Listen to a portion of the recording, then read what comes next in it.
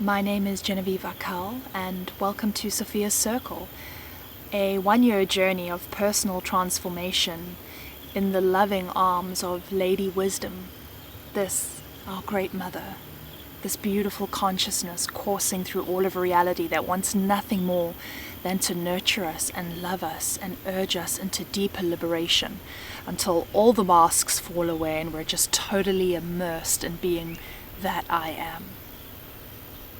Free.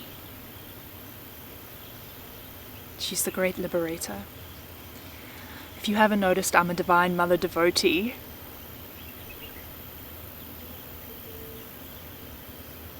My whole life changed when I met the mother. And when I met her, it was actually the day that I met myself. I had worked through layers and layers of all the patterns and the false beliefs and all the conditionings that were keeping me small.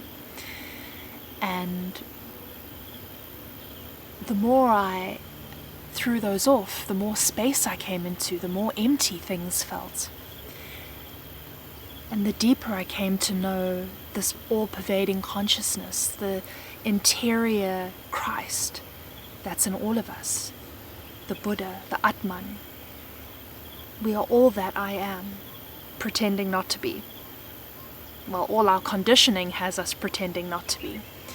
So coming into that knowing and that space and that connectedness is the mother to me. She is a very internal thing. She's a very internal heart experience. And that's kind of what we do in Sophia's Circle.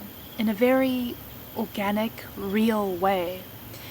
We meet once a week and we share our lives. Because I know for myself that the more I've come into oneness, into personal liberation, has been through sharing, being heard, being seen, telling my story. I actually started this circle 2 years ago. I've done 2 circles now because I needed to sit in circle. And that to me is the way of the mother, or the original Gnostics, is there's no hierarchy here. I might be leading and guiding us, but I sit with you in the circle because I also need to be witness. I also need to tell my story because I know that in sharing my story, it keeps me in process with myself. It keeps me in process with my continuous evolution. And gnosis comes through being seen and heard, through witnessing each other. And gnosis is that knowing in your heart. You know, when you go through an experience and you have such a deep knowing for yourself about what you think, who you are, which way you're going. You just know it internally. That's gnosis.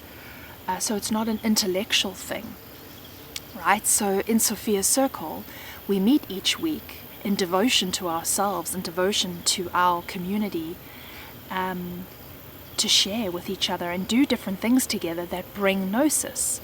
And I've noticed in my own path that gnosis comes through doing things, right? Not just reading a book, it's through sharing. I have gnosis. It's through witnessing I have gnosis. It's through body work. We do somatic work. I'm a trained TRE, trauma release exercises somatic work. I'm trained in this.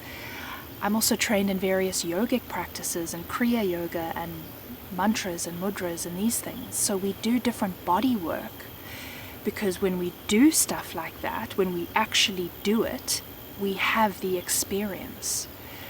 We do various transpersonal psychological things. We do some Jungian processes. We do processes of identifying and being honest about where we're stuck in a pattern, where we notice our own behavior and we're like, oh, I've been in this loop for a while. Where is that coming from?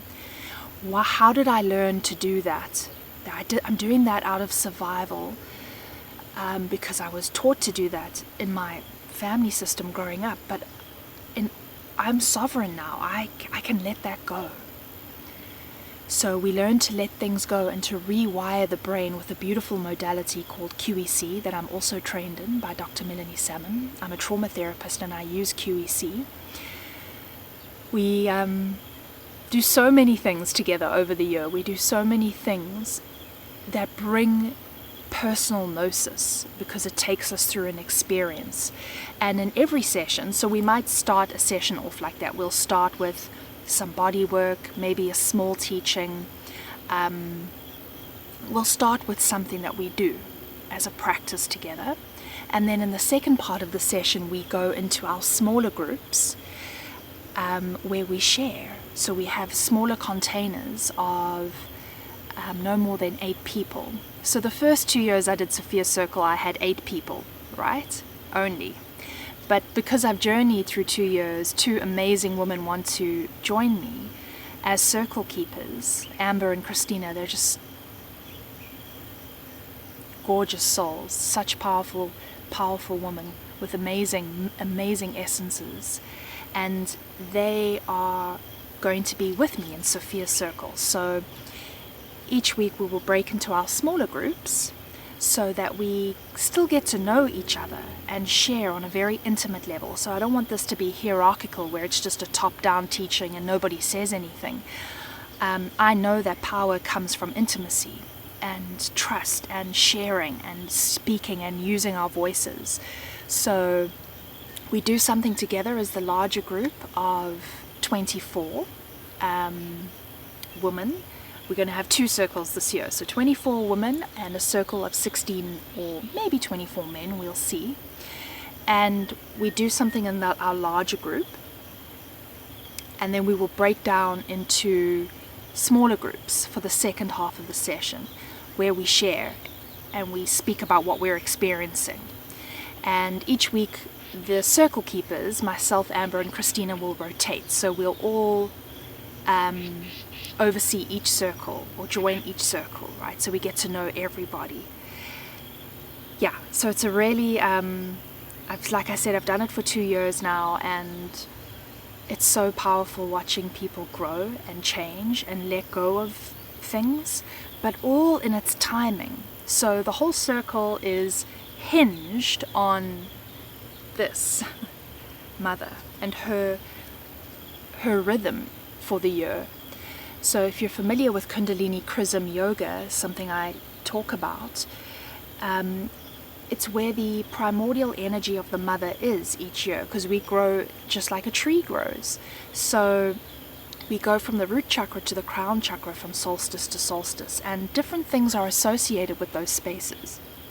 So when we're in the root chakra, I'm not going to be pushing people for clarity, or nobody's going to have clarity when you were in the root or the sacrum, right? When we're in those spaces at that time of the year, because those are the deep subterranean spaces of the self, where we're kind of in the cave and we're more in the emotional space, feeling our way through, using other things like a Jungian dream practice or somatic work or creativity, just to see where our bodies and our souls and our higher self is taking us.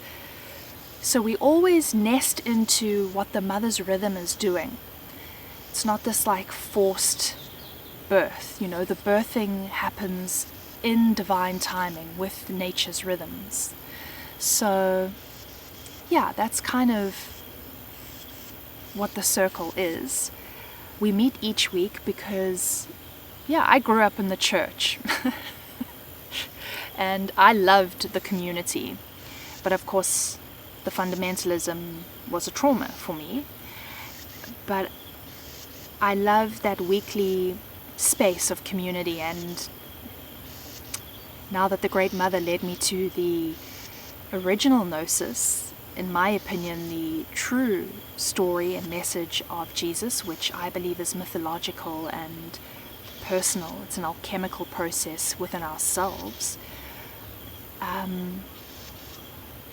I still know that community is very powerful, and coming together each week and just being devoted to a space each week for myself,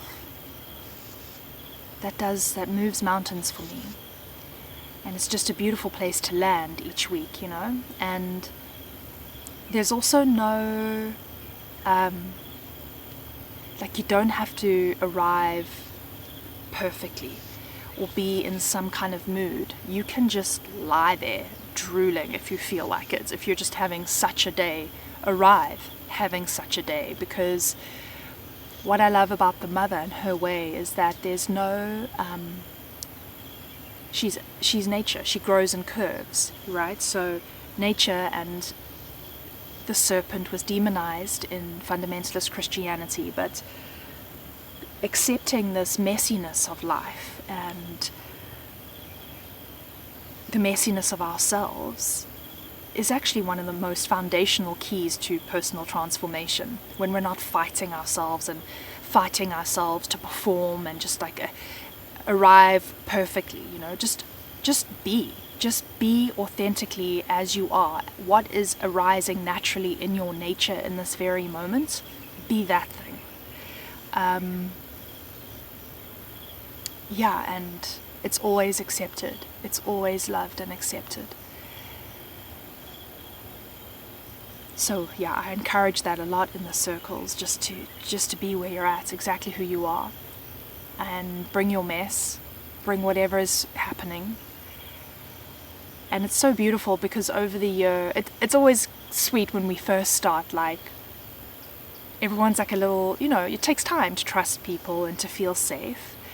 But after a month or two, people start to like get, the vulnerable stuff starts coming out, and it's so tight knit, and so we all get to know each other, and it's community, it's church again,